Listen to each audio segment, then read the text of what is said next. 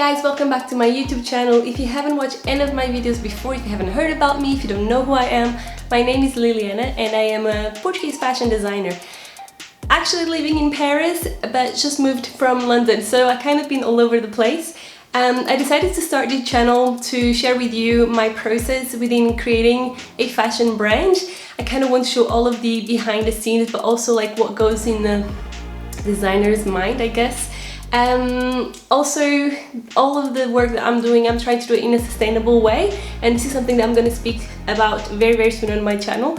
But yeah, if you're interested in fashion and learning a little bit more about the creative process behind a fashion collection, just watch these videos and hopefully we can learn something together. Today the video is actually on pattern making. I have done last week I've done the top of a bodice pattern, so the front, the back and a matching sleeve, and today we're doing the skirt. And guess what? Tomorrow we have trousers. Well, not really tomorrow, probably a few days after. But anyway, this week we have two patterns, skirt and the trousers.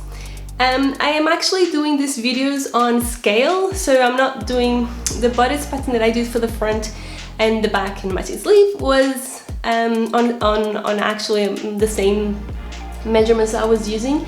But this time I'm actually doing on scale on A4 piece of paper, so it's easy for you to see it and understand it, because I thought, especially doing the trousers, it was very hard to film and having good quality.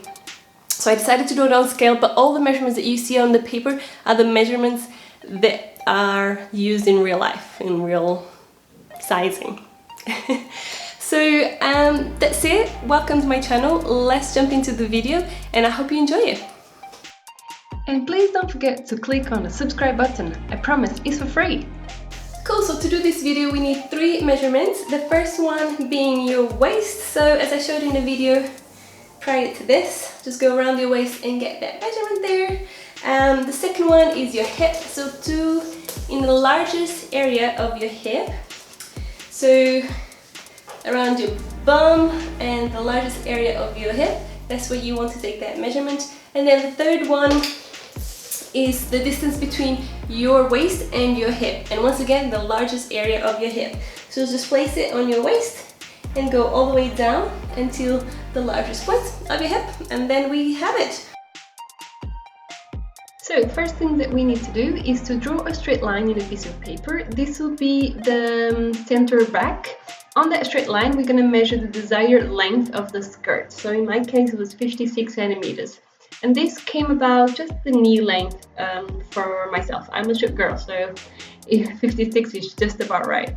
On the top, you're going to do a straight line as well as on the bottom. The top will be your waistline and the bottom will be your seam line. From the top, we are then going to measure your hip level. So that's the measurement, the third measurement that I just asked you to do. So in my case, it came to 26 centimeters. Go ahead and do a straight line as well, and this will be your hip line. And then on your hip line, from the center back, we are going to measure 1/4 of your hip measurement plus 0.5 of ease, which is, I mentioned before, ease is the extra bit of room in your garment to give you a little bit more movement. Minus 0.5 because the back is always smaller than the front. When you have that point, go ahead and do a straight line up. This will be your side seam. And on the side seam should go 1.5 centimeters above the waistline. This is for better fitting. From the center back on your waistline, we are going to measure half of your hip measurement divided by 6. In my case, it came to 8.6 centimeters. This will be the beginning of our dart. And the dart is 3 centimeters, so that means from that point we need to measure 1.5 centimeters from each side. And the middle of your dart, you need to connect it to the hip line. On the side, I have an image illustrating what I mean. If you get lost, the image is there to help you. Also, I have everything detailed on my website. So we have the middle of the dart, now we need to get the length. To get the length, I'm going to use a measurement of 3/4 of my waist measurement. If you need a little bit more extra space on your belly area, you can do a 2/3 instead of 3/4. When you have that point, go ahead and connect it to the 2 points on the waistline, and then you have to copy the dart point into the side seam. From the point just above the waistline that we did before, we are going to measure, and this is the most complicated calculation of the pattern, half of the hip measurement minus half of the waist measurement minus the ease used on the whole waist. So in this case, half of it will be 0.5 minus the dart, which is front and back. So in this case, it will be 5 centimeters.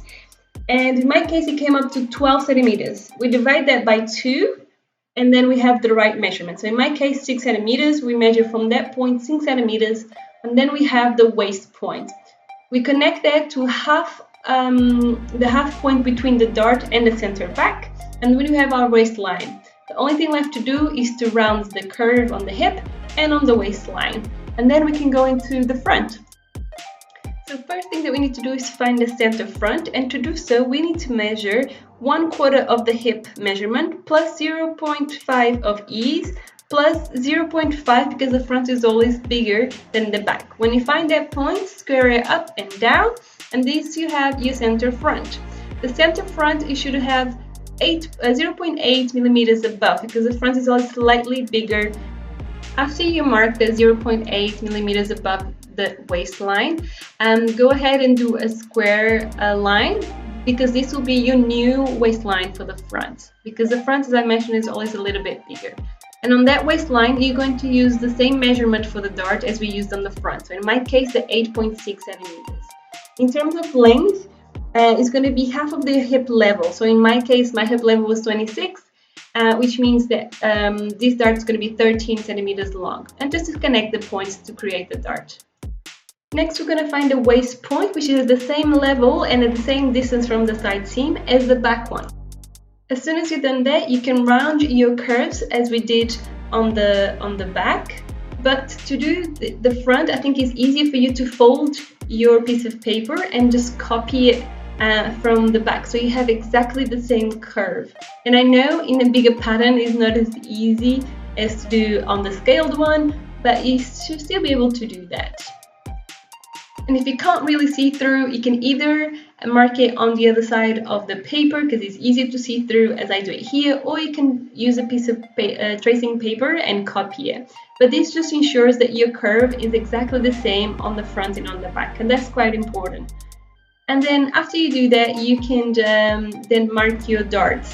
So the one closer to the center of your pattern should be the one folding towards the side seam. Okay, so that's the one that folds over, is the one closest to the center of your pattern. And then you can make sure that the curve is nice and flat. Obviously, when you fold the dart, it can change a little bit the look of the curve, so make sure you trace it and do this process for both the front and the back pattern. As I mentioned, the one closest to the center of your pattern, so either if it's the center front or the center back, should be the one folding over the one going closest to the side seam. And pretty much you're done. The last thing that we need to do is the notches. And the notches are going to go on the side of each dart, on the side of the hip line, on the side and on the center.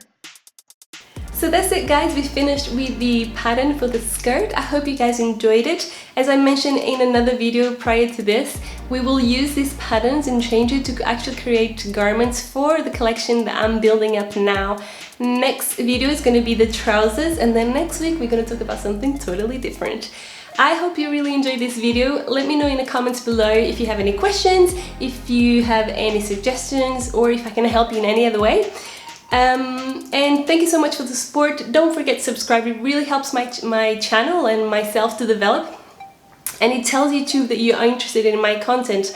So yeah, thank you so much once again, and I'll see you next time.